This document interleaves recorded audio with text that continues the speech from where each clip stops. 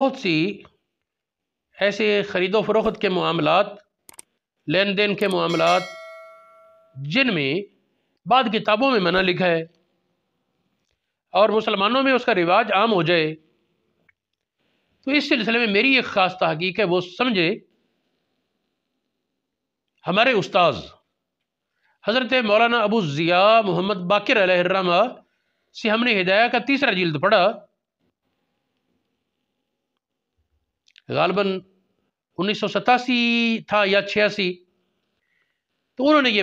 بیان کیا، ایک قاعدہ بتایا تھا، فقہ کی کتابوں میں جہاں کہیں کسی بھی بیع کو منع کیا گیا ہوگا، فاسد قرار دیا گیا، جہاں کہیں کسی بھی بیع کو، اس کے سبب غور کریں، یا سبب اس کا ہوگا خشیہ ربا، سود کا امکان، اور یا اس کا سبب ہوگا خشیہ منازعت، جھگڑے کا امکان۔ پھر آپ نے فرمایا کہ جس مقام پر خشیہ ربا ہے، سود کا خطرہ ہے، وہاں اگرچہ مسلمانوں میں رائج ہو جائے، اس کی قطعاً اجازت نہیں، وہ حرام اور مکروہ تحریمی ناجائز رہے گا۔ ربا حرام اور خشیہ ربا میں بیع فاسد اور ممنوع رہے گی، مکروہ تحریمی یا حرام اس کا حکم ہوگا۔ لیکن جس مقام پر حکم فساد تو علماء نے بیان کیا، لیکن اس کی علت خشیہ منازعت ہے، جھگڑے کا خطرہ ہے، تو وہاں اگر مسلمانوں میں وہ رائج ہو جائے، امت مسلمہ میں اس کا رواج عام ہو جائے، تو پھر اس کو فاسد اور منع کہنے کے بجائے اس کی اجازت کا فتویٰ ہوگا، کیونکہ جس کی ممانت کی علت تھی خشیہ منازعت، جب وہ جھگڑے کا خشیہ نہ رہا، خطرہ نہ رہا، پھر اس کی اجازت ہے۔ یہ مجھے یاد ہے حضرت نے فرمایا تھا، اور بہت سی کتابوں میں اس پر دلائل ملتے ہیں۔ یہ مبسوط سرخسی میں، رد المحتار میں، بدائع ثنائے میں، ہدایہ شریف،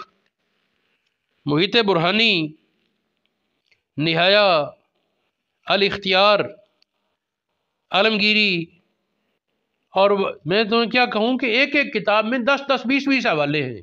اس مسئلے کے۔ میں اگر سارے بیان کرنے لگا تو وقت ہی بہت سارا۔ میں اپنا اصل زاویہ بتانا چاہتا تھا،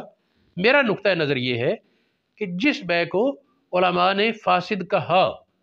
اور ہمارے دور میں اس کا رواج عام ہو جائے، تو ضد کر کے بیٹھے رہنا نہیں جی سب فاسق ہو گئے،